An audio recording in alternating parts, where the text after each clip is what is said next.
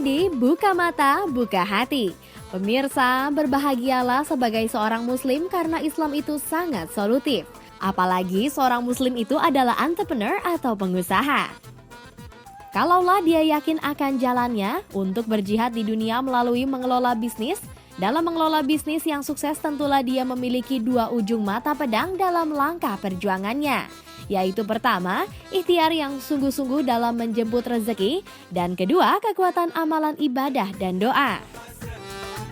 Kedua mata pedang tersebut menambah kekuatan keyakinan hamba atas kekuasaan yang maha kuasa. Logika bisnis dan usaha kadangkala menjadi terbalik, bahkan hasil yang diraih pun seringkali ilmu matematika ataupun indikator ekonomi tak mampu menjangkau.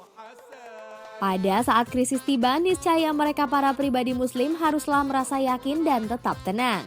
Mereka tidak gundah atas berita yang beredar di media massa, mereka tidak turut serta menggaungkan senandung yang sama dengan kaum yang lain, mereka punya sikap yang unik dan berbeda dengan kaum yang lain, alasannya karena mereka punya keyakinan yaitu mereka memiliki Allah, pemilik segala keputusan, pemberi rezeki.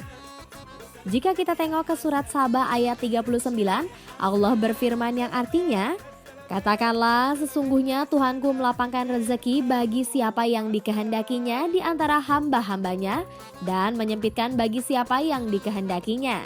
Dan barang siapa saja yang kamu nafkahkan, maka Allah akan menggantikannya dan dialah pemberi rezeki yang sebaik-baiknya. Seringkali umat Islam terlupakan adanya kekuatan ujung mata pedang yang kedua, yaitu kekuatan amalan ibadah dan doa. Sebagian umat Islam sekarang cenderung mengikuti pola manajemen barat yang serba sebab akibat secara rasional.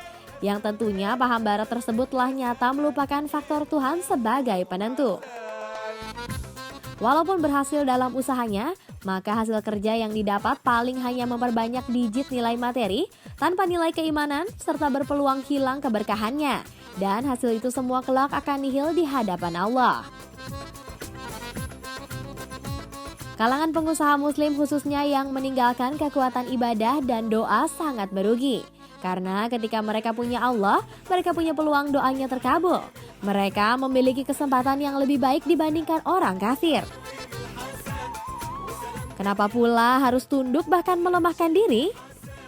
Para pengusaha muslim pun tidak perlu takut dengan ancaman kefakiran.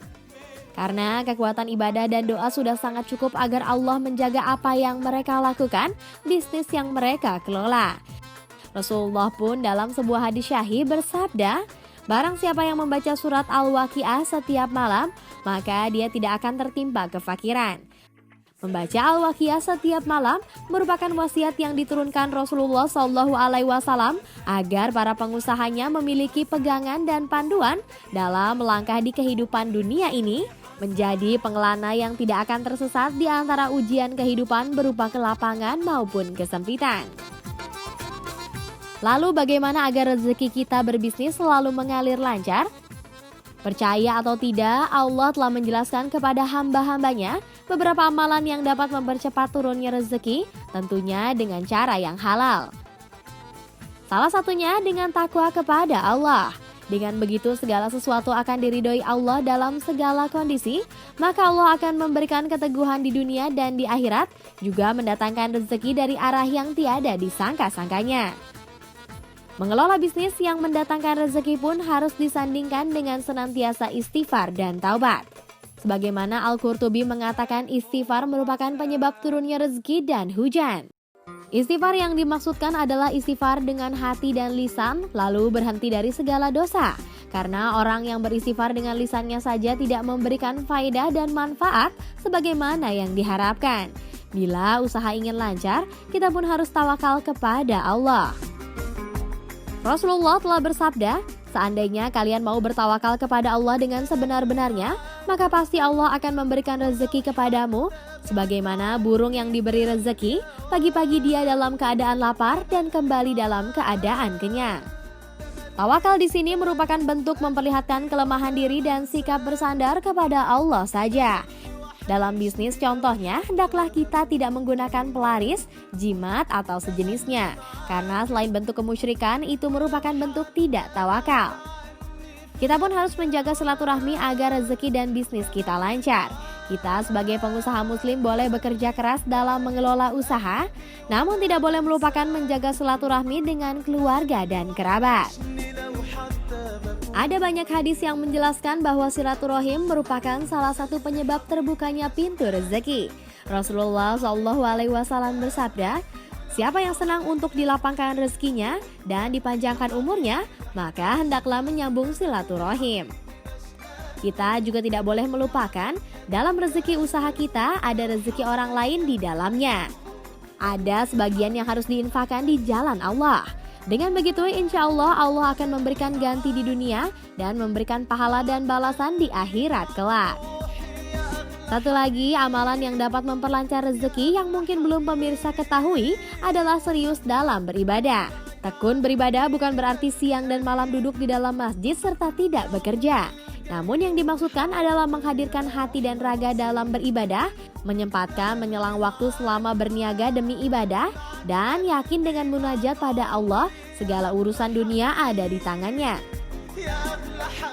Pemirsa, itulah wasiat penolak kefakiran dan kiat-kiat melancarkan rezeki dalam berbisnis. Semoga bermanfaat dan Allah memberikan keberkahan bagi kita semua. Amin ya robbal alamin. Buka mata, buka hati. Pemirsa, buka mata, buka hati yang dirahmati Allah Subhanahu wa Ta'ala. Sungguh segala aspek kehidupan ini nggak boleh kita lepaskan dari Allah Subhanahu wa Ta'ala, termasuk berbisnis, termasuk ketika kita melakukan hubungan muamalah, hubungan dengan orang lain, mencari nafkah, terus kemudian menghimpun orang lain di dalam usaha kita. Bisnis juga adalah salah satu hal yang diberikan kepada diajarkan sama Nabi kita Muhammad untuk kita bersungguh-sungguh di dalam bermuamalah. Bisnis itu adalah hal yang harus kita sungguh-sungguhin. Sesuatu yang disungguh-sungguhkan, bersungguh-sungguh di dalam sesuatu perbuatan adalah jihad. Oleh karenanya, bisnis itu juga termasuk jihad kita. Menafkahi keluarga termasuk jihad kita. Bahkan dahulu Nabi Muhammad SAW, beliau adalah seorang pekerja keras. Kita nggak ada yang lupa bahwasanya beliau adalah seorang pedagang yang makmur. Kemudian sampai beliau adalah salah satu pedagang yang paling hebat di masanya, di antara karyawan-karyawannya Siti Khadijah pada saat itu. Nah, ini adalah kelebihan Nabi Muhammad di dalam bermuamalah. Kenapa? Karena beliau bersungguh-sungguh. Nah, ini adalah yang diajarkan oleh Nabi Muhammad. Bahkan ada salah satu sahabat namanya Sa'ad bin Mu'ad. Beliau tangannya melepuh, hitam, legam, melepuh, kasar, akibat nyangkul mulu kerjaannya. Nabi Muhammad nanya, "Wahai Sa'ad, kenapa tanganmu?" "Tanganku aku senantiasa pakai untuk bekerja keras, wahai Rasulullah." "Kemarikan tanganmu," kata Nabi. Diambil tangannya Sa'ad oleh Nabi, kemudian dicium tangan ini oleh Nabi Muhammad. Sebagaimana kita tahu, Nabi Muhammad tidak pernah mencium tangan manapun selain tangan ini. Dan ia berkata, inilah tangan yang dicintai oleh Allah dan Rasulnya. Dan tangan inilah yang jauh dari api neraka, yang haram api neraka menyentuhnya. Ini adalah salah satu gambaran bahwasanya kalau kita bersungguh-sungguh di dalam bermuamalah, kita dicintai Allah dan Rasulnya, dan kemudian kita dijauhkan oleh api neraka. Oleh karenanya bisnis adalah jihad. Ya. Sebagaimana yang kita ketahui bahwa setiap permasalahan kecil di dalam Islam adalah kembali kepada Al-Quran dan As-Sunnah. Jadi setiap permasalahan itu kita dibimbing sama tuntunan dari Rasulullah SAW. Mulai dari bangun tidur, mulai dari urusan pakaian, mulai dari urusan segala macamnya, membersihkan badan, sampai ke urusan bisnis. Bagaimana cara kita menghadirkan Allah di tengah-tengah urusan bisnis kita? Ya, kembali kepada kita sendiri, kita masing-masing, bahwasanya hadirkan Allah artinya jauhkan bisnis kita dari hal-hal yang haram, jauhkan itu dari unsur-unsur yang menzalimi orang. Jadi bisnis yang bersih aja, bisnis yang halal, thayyibah, yang berkah. Insyaallah di mana kita melibatkan Allah dalam bisnis kita, baik itu perdagangan, jual beli atau menjual jasa sekalipun, kita hadirkan Allah. Artinya kita senantiasa memperhatikan aturan-aturan main yang ditetapkan dalam Al-Quran dan As-Sunnah, maka bisnis kita insya Allah akan menjadi berkah dan berlipat ganda keuntungannya, insya Allah. Sebagaimana kita tahu, berkah itu adalah ziyadatul khair fil khair, bertambahnya nilai kebaikan dari kebaikan yang sudah kita lakukan. Nah, kalau kita melakukan bisnis, muamalah kepada orang lain secara sungguh-sungguh, itu menjadi nilai jihad buat diri kita sendiri. Kalau kita meninggal di tengah bisnis, di tengah kita bekerja, di tengah kita menafkahi keluarga kita, maka dihitung pahalanya sebagai syuhada, orang yang mati syahid di jalan Allah Subhanahu wa taala. Ini adalah kelebihan orang yang senantiasa melibatkan Allah di dalam setiap urusannya. Bahkan urusan perdagangan sekalipun, urusan bisnis sekalipun, urusan menafkahi keluarga sekalipun, Allah sangat meninggikan derajat-derajat mereka yang senantiasa mencari ridha Allah Subhanahu wa taala. Maka jadilah kita pebisnis yang muslimin, jadilah kita bos yang muslimin, jadilah kita karyawan yang muslimin, pedagang yang muslimin, jauh dari kata zalim. Kita senantiasa libatkan Allah, mudah-mudahan setiap apapun yang kita jalankan bisa jadi berkah, insyaallah.